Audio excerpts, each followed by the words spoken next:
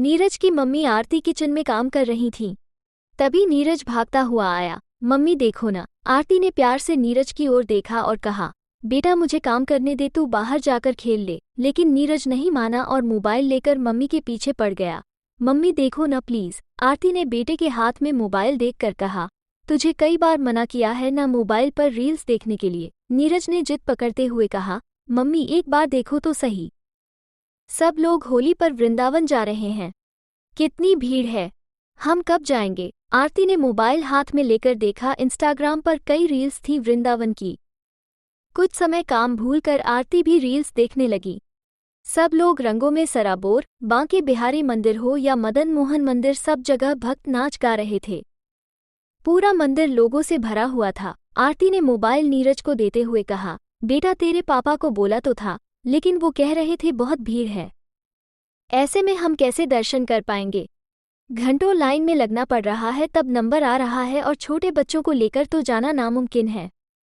नीरज गुस्सा होते हुए बोला, बस सारी दुनिया वृंदावन जा सकती है, हमारे लिए ही भीड़ है। यहाँ इस फ्लैट में बैठकर बालकनी से होली देखते रहो। नीरज गुस्सा होकर चला गया। शाम को प्रशांत घर आए तो आरती ने उनसे बात की, लेकिन प्रशांत ने साफ मना कर दिया। आरती समझा करो, वो तो बच्चा है, तुम तो समझदार हो, इतनी भीड़ में मैं तुम्हें और नीरज को कैसे संभालूंगा। ये सुनकर आरती ने कहा, अब बच्चा इतनी जिद कर रहा है तो एक काम करते हैं, वृंदावन चलते हैं। कोशिश करेंगे, अगर दर्शन नहीं कर पाए तो बाहर से ही प्रणाम करके वापस आ जाएंगे, बच्चे का मन बहल जाएगा। प्रशांत ने कहा, ठीक है, लेकिन वहां जाकर जिद पर मत अड़ जाना कि लाइन में लगना ही है। घंटों नीरज को गोद में लेकर खड़े रहना मुझसे नहीं हो पाएगा। होली से 2 दिन पहले प्रशांत, नीरज और आरती को लेकर वृंदावन के लिए निकल जाते हैं। तभी आरती कहती है, अपनी गाड़ी से नहीं जाएंगे, पता नहीं वहां पार्किंग की जगह मिले भी या नहीं, और फिर गाड़ी में पूरा रंग लग जाएगा। प्रशांत जी को बात समझ आ जाती है।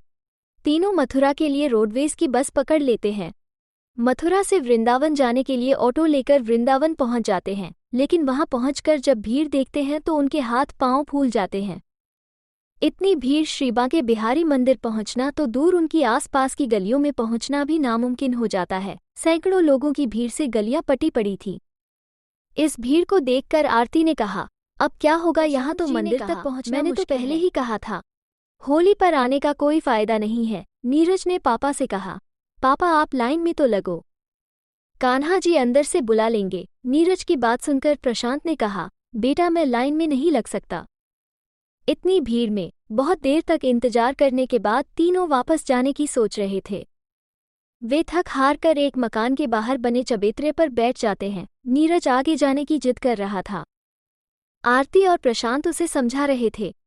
तभी उनके पास एक छोटा सा बच्चा आता है। बच्चा प्रशांत से कहता है, आपको बांके बिहारी के दर्शन करने हैं।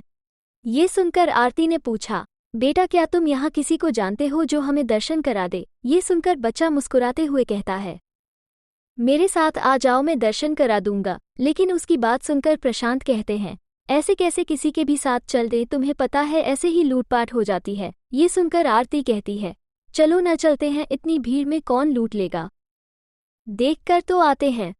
नीरज भी जाने की जिद करने लगता है।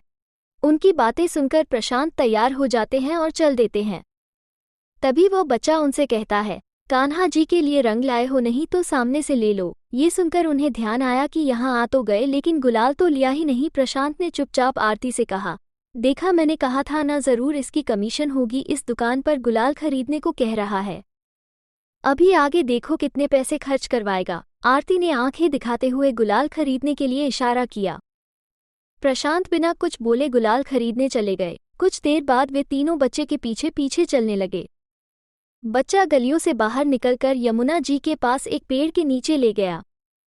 वहां जाकर वो उन्हें पेड़ के पीछे की तरफ ले गया। ये देखकर प्रशांत ने कहा, देखो यहाँ आसपास कोई भी नहीं है, मैंने कहा था पर तुम नहीं मानी, अब जरा सावधान रहना। बच्चों पेड़ के पीछे ले जाकर बोला, लो खेल लो होली बांके बिहारी जी से। आरती और प्रशांत देखकर दंग रह गए। पेड़ के नीचे बने चबूतरे पर बांके बिहारी जी की एक तस्वीर रखी थी। ये देखकर आरती ने कहा, बेटा तुमने तो कहा था मंदिर ले जाओगे, ये कहाँ ले आए, हमें तो मंदिर जाना था। तब उस बच्चे ने कहा, आप पहले इन्हें गुलाल लगाओ, फिर आंखें बंद करके यहाँ बैठ जाओ। बस जैसा मैं कह रहा बिठाकर प्रशांत जी के साथ नीचे बैठ जाती है। दोनों अपनी आंखें बंद कर लेते हैं।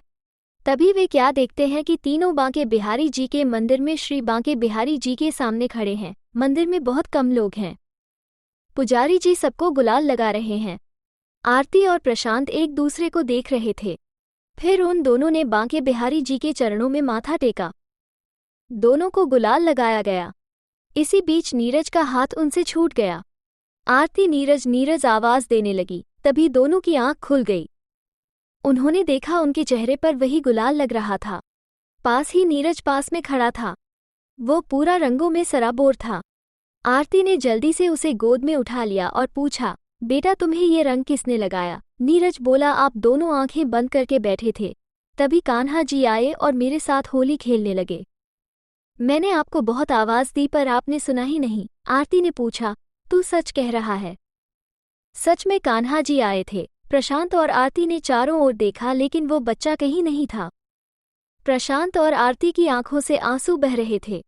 प्रशांत ने बोला, कान्हा जी मंदिर छोड़कर खुद हमारे साथ होली खेलने आ गए। आरती और प्रशांत ने उस तस्वीर के सामने माथा टेका।